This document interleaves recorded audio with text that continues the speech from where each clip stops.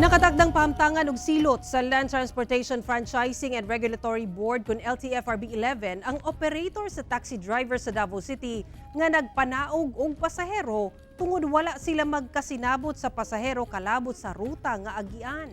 Anay report ni Argil Relator. Gipatawag sa buhatan sa Davao City Transport and Traffic Management Office ang taxi driver kinsa gireklamo sa usa ka pasahero tungod sa pagdumili matud pa niini nga ihatod ang pasahero sa iyang destinasyon.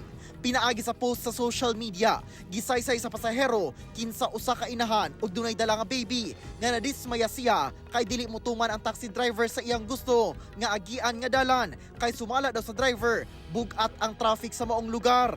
Ang resulta, gipakanaog siya og ang iyang baby sa taxi driver nga ulan pagayod ni adtong panahona. Nabilin pa daw sa taxi ang cellphone sa iyang anak kinsa kauban sab niya. Sa pag-atubang sa maong taxi driver, giangkon matud pa sa driver nga wala gayud sila nagkasinabot sa pasahero ug doon na gayud siya ay kalapasan. Nauli na sab ang nabilin nga cellphone. Katungod man gyud sa pasahero, kung asa niya gusto mo agi kay kabalo man siya unsay sitwasyon sa Davao City. So kadto sila nag-insist man kutong driver nga dili siya gusto mo balik kanto sa tulip kuno kay traffic kayo.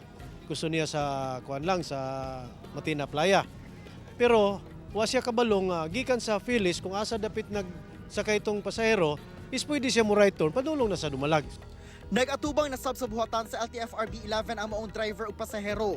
Wala gayud matud pa sila magkasinabot kung asa ang rutang agian. Apan klaro matud pa ang kalapasan sa taxi driver. Today there was really a denial of conveying the passenger from their origin to the destination. Sa pagkakaroon Jill naa sa atong legal division ang maong reklamo and definitely within the week na imugawas nga